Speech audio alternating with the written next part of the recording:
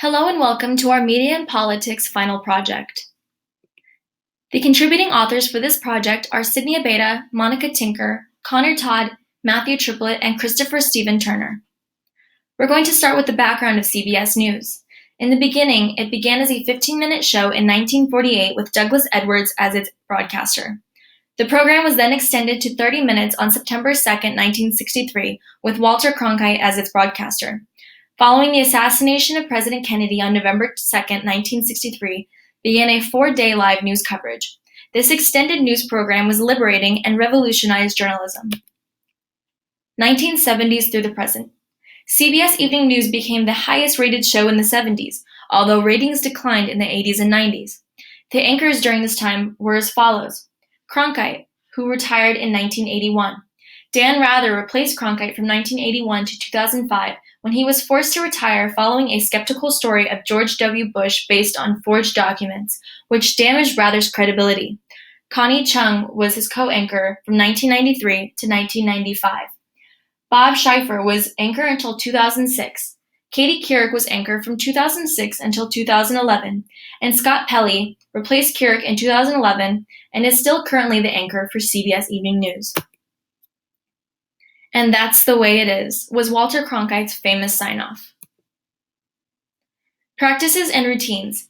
CBS developed and published a book in 1976 that outlined the guidelines set for their journalists. Many journalists disagreed with this policy, which were put in place by CBS News President Richard Salant and other CBS managers during a time of unprecedented conflict between journalists and elected officials.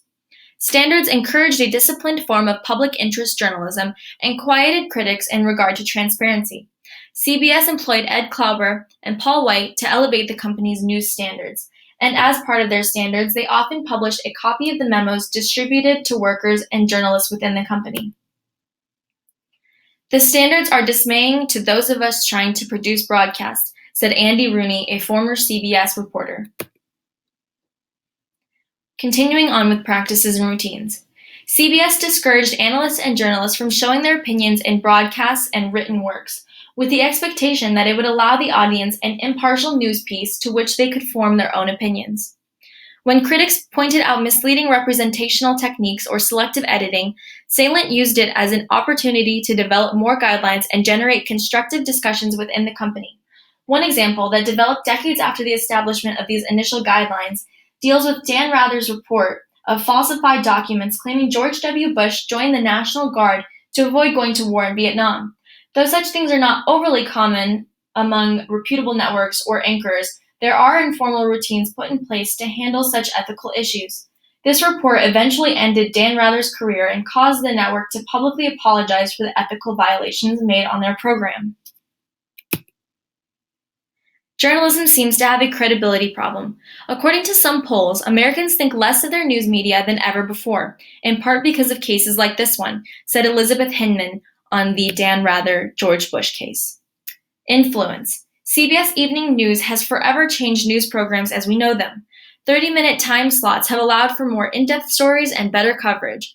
Longer broadcasts mean that more people are watching TV news rather than reading it in the paper. Walter Cronkite is one of the most influential journalists of our time. He helped get longer broadcasts, which meant more news and more opportunity for journalists.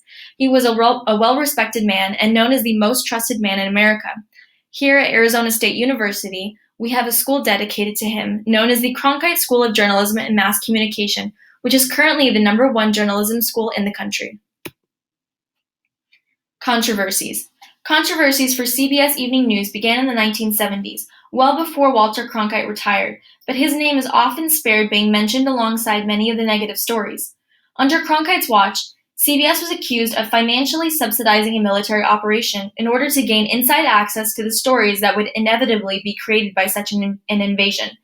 The federal government claimed that CBS was involved in the plot to invade Haiti in order to create a documentary about the operation. The FBI stopped the invasion before it could take place, and CBS was accused of self-serving propaganda publicly for the first time. Later, a book was published that dented Cronkite's armor, personally accusing him of conflicts of interest and unethical behavior by today's standards. In 1952, he secretly bugged a committee room at a political convention. In the mid-1960s, it is assumed that he was involved in the planning and plotting of a military operation for the purpose of ratings. And in the 1970s, Walter Cronkite used his influence and contacts to gain personal vacation benefits for him and his family. Dan Rather. Cronkite's successor as CBS evening news anchor would be no stranger to controversies. One example, from the fall of 2004, CBS used forged documents when reporting about President George W. Bush's military record for a piece that aired on 60 Minutes. The CBS evening news anchorman defends the story to this day. According to Brian Selter, anchor for CNN's Reliable Sources, Rather failed to authenticate the documents, rushed the story onto the air, and continued the stonewalling when challenged. The story was intended to derail President Bush's re-election at the time. Katie Couric also failed to avoid controversies as the anchor of CBS Evening News from 2006 to 2011. In April of 2007, she was involved in a case of plagiarism when she gave a personal commentary about the importance of reading. The producer of the segment was fired for stealing the story from Jeffrey Zaslow's Wall Street Journal article. CBS Bias's beliefs, ratings, and viewership. Looking into any possible bias within CBS is difficult for two main reasons.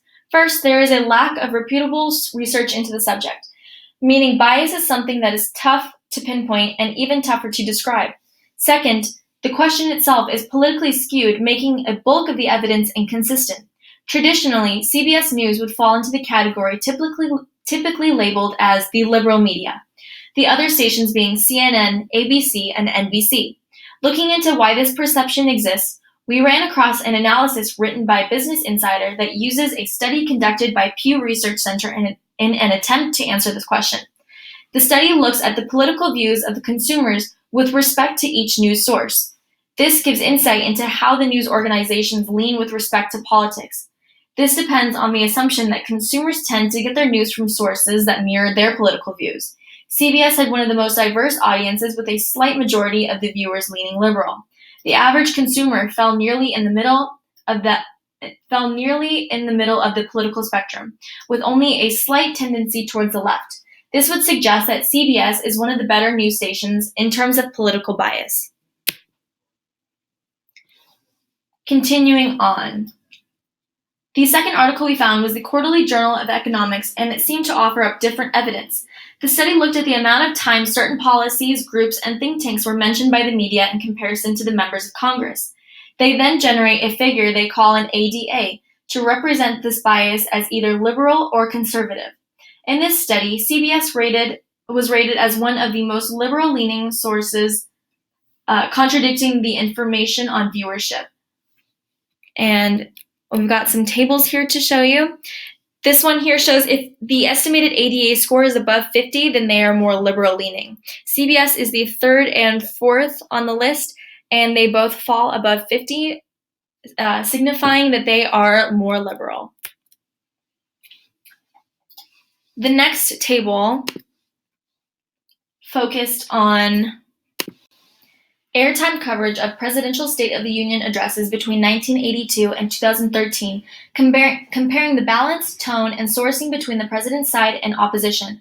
Overall, the study found that every news source showed overwhelming bias in favor of the sitting president, regardless of political affiliation. Looking at the number of newscasts that favored the president and the opposition, it is immediately obvious that CBS is the most imbalanced of the three organizations. A majority of the stories favored the White House, with only 4% of the stories being classified as balanced. The study went on to suggest that this demonstrates the media's bias toward the executive branch over the legislative and judicial branches. One point we would like to bring up is that the State of the Union is a special political event to focus on. It is commonly viewed as a time for the nation to come together and assess the status of the country. This would seem to encourage bias in favor of the president. All right, and that is all we have for you today. Thank you so much for watching our presentation, and we hope you enjoyed it.